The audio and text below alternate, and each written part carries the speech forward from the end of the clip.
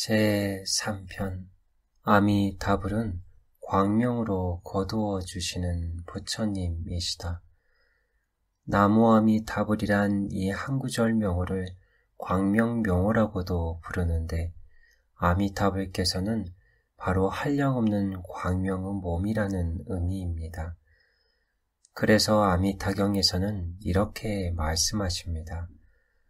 저 부처님의 광명은 한량이 없어 시방세계를 두루 비추는 데에 장애가 없는 까닭에 아미타라 하시느니라.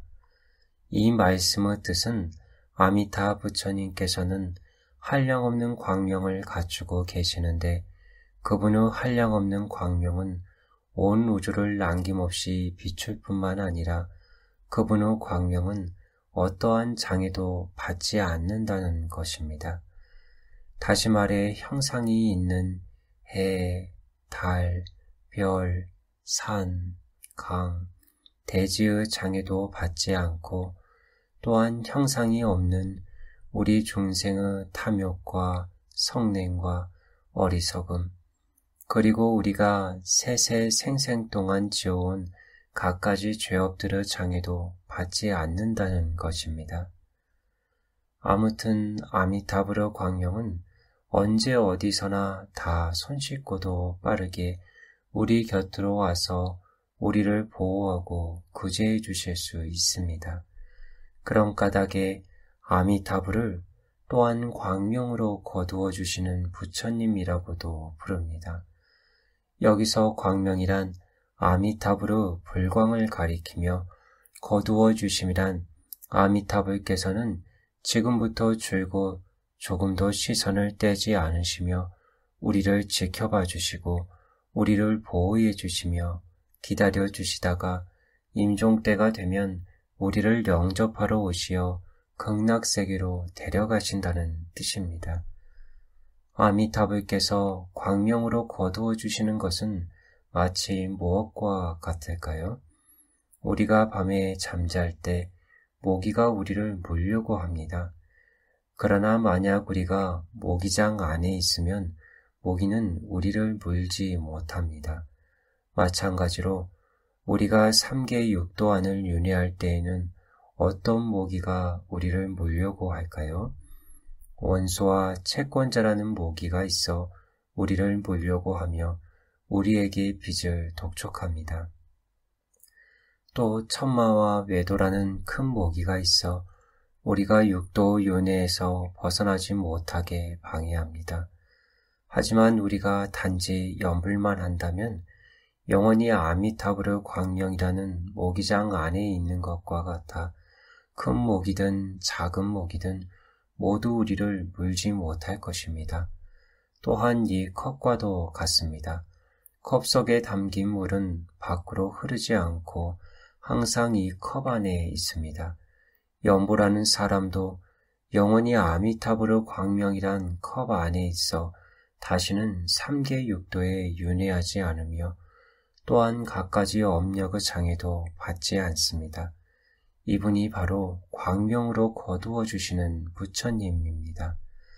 그러므로 극락왕생을 발언하며 오로지 아미타불의 명호를 부르는 연불이는 그가 부처님을 믿고 연불하기 시작하는 그때부터 한평생이 다할 때까지 아미타불의 광명이 거두어 주시는 가오 가운데 있게 되어 아미타불의 보호를 받고 원수나 채권자의 방해를 받지 않으며 천마나 외도 방해도 받지 않고 또한 재난의 상해도 받지 않습니다.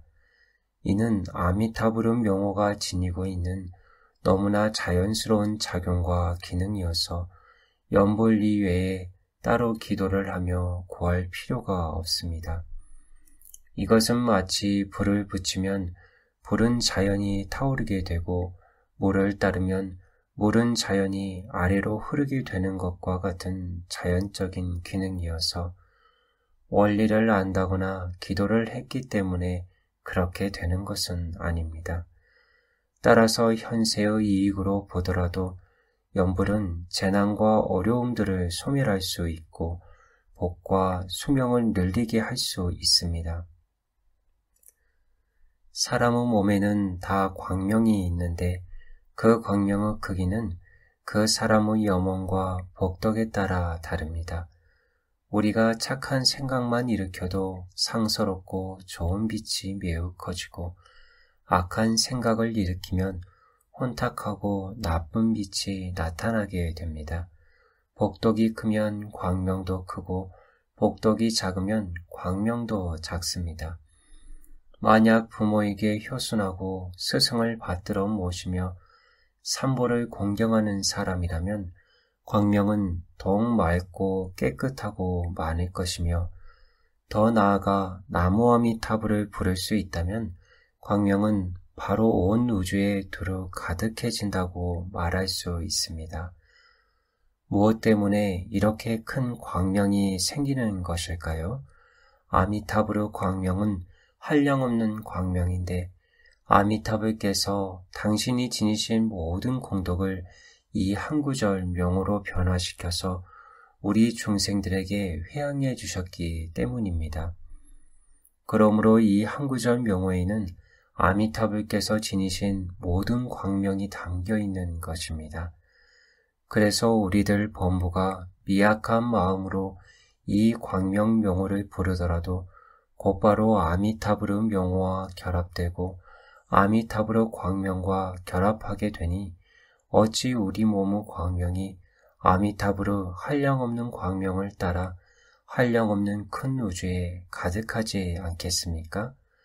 이는 마치 한 방울의 물이 비록 단 한 방울의 물이지만 큰 바다에 떨어뜨리면 큰 바다와 융합되어 하나가 되는 것과 같습니다.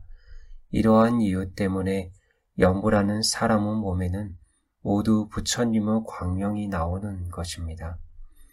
예전에 법사님 한 분이 미국에 홍법을 하러 가셨습니다. 그분께서 대중을 이끌고 법당에서 연보를 하고 있었는데 연불이 막 끝나는 시간에 어떤 미국인 한 분이 그 법사님을 찬탄하며 말했습니다. 스님, 저는 신통력을 배우는 사람입니다. 제가 법당에서 연불하고 계시는 대중들을 보았는데 경건하고 정성스럽게 연불하는 사람의 경우에는 그 몸에서 나는 광명이 매우 커서 그 크기가 지구를 감쌀 만큼 그렇게 큰 광명이었습니다. 그다지 경건하지도 정성스럽지도 않게 단지 입만 번긋거리며 연불하는 사람의 경우에는 그 광명이 아주 작아서 단지 입가에만 들락거릴 뿐이었습니다. 이러한 수승한 광경을 목격하였기 때문에 저도 불교를 배우고자 합니다. 경전에서 말씀하시기를 연불하는 사람은 40리나 되는 광명이 몸을 비춘다고 하셨습니다. 우리는 40리가 매우 크다고 생각하겠지만 우주와 비교하면 지구는 매우 작은 것이며 지구와 비교하면 40리는 더욱 작습니다. 그러나 한 사람이 경건하고 정성스럽게 연불할 때 그에게서 나오는 광명은 지구를 감쌀 수 있습니다. 생각해 봅시다. 우리의 이 입이 깨끗합니까? 입을 열면 냄새가 고약합니다. 그렇지만 단지 우리가 한번 입을 벌려 나무아미타불을 부르기만 하면 광명이 나옵니다. 우리가 단지 입을 벌려 연불하기만 하면 아미타불께서는 우리의 몸으로 드나드시며 광명을 놓으십니다. 비록 일반인들의 눈에는 보이지 않지만 귀신이나 불보살님들은 모두 광명이 나오는 것을 볼 수 있습니다. 그러므로 우리가 연불만 하면 귀신이 우리를 방해하지 못할 뿐만 아니라 심지어 우리가 다른 사람과 맺힌 원한이 있다 해도 연불을 하고 있기 때문에 다른 사람과의 맺힌 원한도 풀 수 있으며 지금 이후로 다시는 당신에게 빚을 독촉하지도 않을 것입니다. 심지어 우리가 연불을 하는 관계로 말미암아 상대방을 제도할 수도 있습니다. 그래서 우리가 연불을 할 때에는 어느새 귀신과 중음신이 제도되며 우리가 연불을 하기 때문에 조상님들도 제도되고 자손들도 보호받게 됩니다.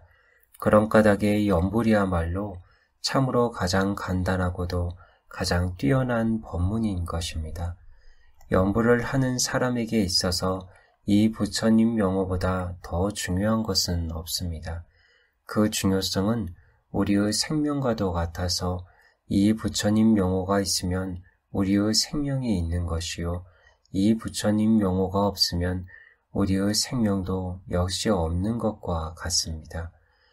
왜냐하면 이 부처님 명호가 없으면 사람이 죽은 뒤에는 곧바로 염라대왕의 처소로 가서 심판을 받게 되는데, 그러면 아주 비참해지기 때문입니다.